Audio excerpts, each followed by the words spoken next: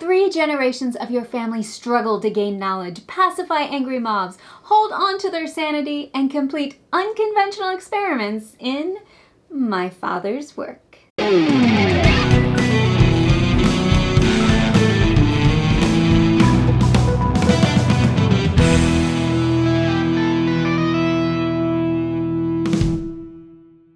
Thank you for joining us at Tantrum House Studio D. I'm Melissa Delp. And I'm Kevin Delp. My Father's Work is a worker placement, app-driven narrative game for 2 to 4 players that plays in about 2 to 3 hours. It's designed by T.C. Petty III and is being published by Renegade Game Studios, who is sponsoring this overview video. They're bringing it to Kickstarter. They sent us this prototype copy.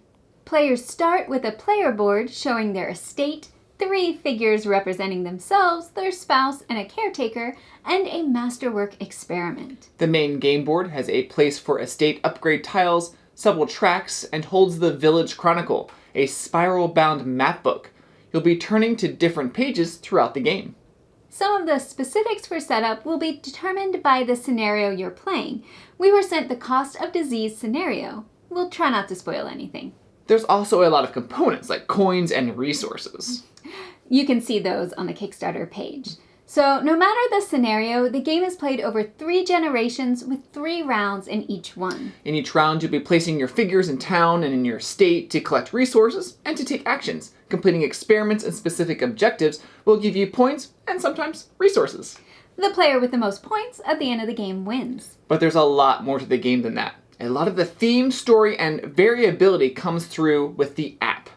At the beginning of the game, beginning of each round, and the end of each generation, you'll interact with the app. It gives narrative story elements, specific setup instructions, and even special goals and events for that round. You might even trigger story elements during the round when a token or character reaches a storybook icon. The decisions you make during the game as a group and as an individual are recorded in the app and lead to different paths. You might play on page 5 instead of page 4. You might unlock token type A from scenario box, but not token type B.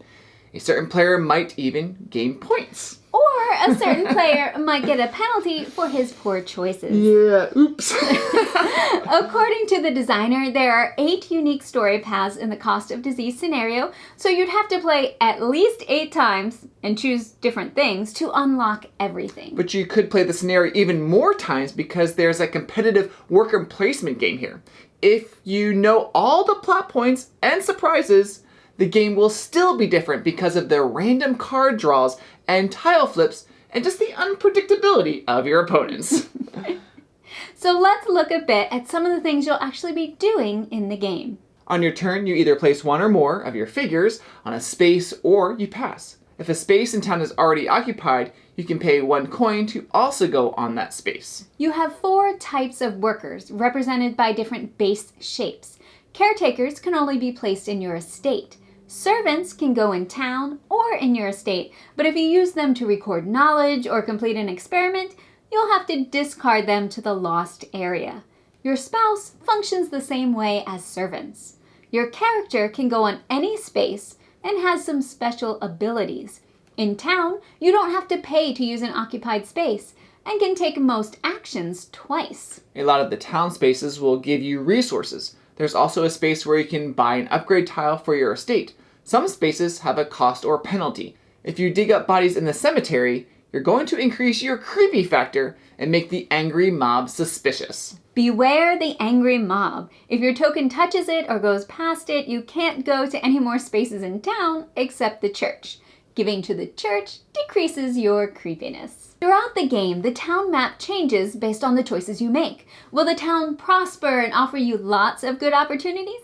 Or will it shrivel, reducing your options? You can also take actions on your estate board, like performing an experiment. You have to spend the resources and or knowledge shown in the cost banner, and then you gain the points and other rewards. There are 3 main levels of experiments, A, B, and C. To perform higher levels, you have to have already performed a certain number of lower level experiments. Performing enough experiments to get to your level D masterwork experiment might not seem difficult, but at the end of each generation, you lose all your resources and can store only 1 completed experiment and keep just 1 incomplete one in your hand. Yeah, it feels a bit like you're starting over each time. But that fits the theme of one generation passing on some knowledge to the next, but the next generation having to still figure things out for themselves. During each generation, you'll need to decide how much you want to invest in immediate results and points, and how much you want to build up for the next generation.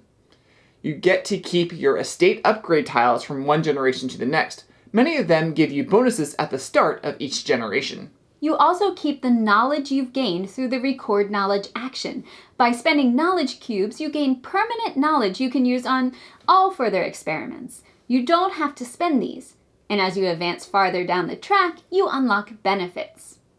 So I recorded a lot of knowledge when I played, and that gave me a leg up on completing experiments in later generations. You also performed a level C experiment in Generation 1, which gave you a ton of extra points. Yeah, I knew I was going to be super close. I just needed to find the right experiment that was going to have the combination of resources and knowledge I already had. So there are some actions that you draw experiments or discard and draw, and I did have to use a few of those to cycle through experiment cards, but it was worth it. I went the route of occult knowledge, which can be used as any type of knowledge, but it comes with a cost. You have to increase your insanity. As you move up the insanity track, you gain compulsion cards. These reward you for taking certain types of actions or gaining certain resources. But if you don't complete them, you'll have to draw maladjustment cards. They have penalties that stick with you an entire generation.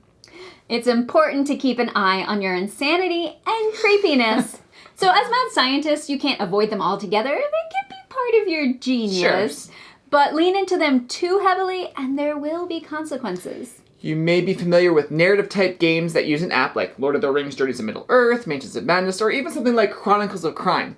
Those are all cooperative games where everyone's working together. But in my father's work, it's competitive with narrative elements. And those narrative elements can really affect the gameplay. It's not just, oh, cool little story. It's giving you objectives and rewarding you and penalizing you for things. Like we said earlier, there are branching paths in the scenario box, and I believe that they may even unlock more boxes as part of the Kickstarter campaign, so definitely check out that campaign page. So the game length will be longer the first time you play. I'd recommend setting aside 3 hours of playing with 3 or 4 players, but you should be able to get it down to maybe about 2 hours after that.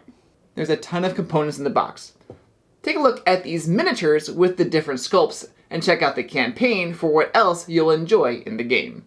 The designer has said that there is a lot of story in these scenarios, that it's almost a novel's worth of information. Yeah, I think he said 60 to 70,000 words. So there is a lot to explore in each scenario that they're going to have from a story aspect. So if you like story-driven games, worker placement, or even this gothic horror theme, then check out my father's work from Renegade Game Studios on Kickstarter. Thanks for watching, and please like and subscribe.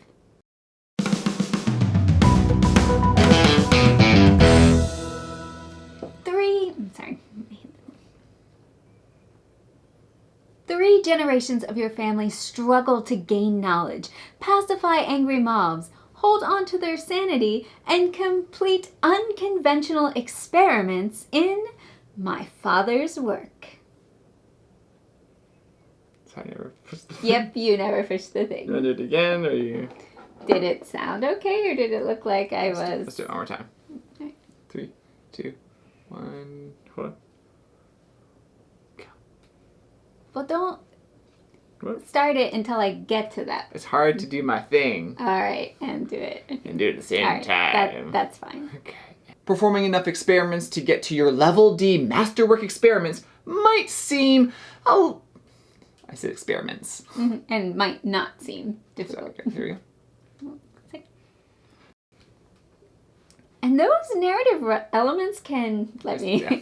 Remember,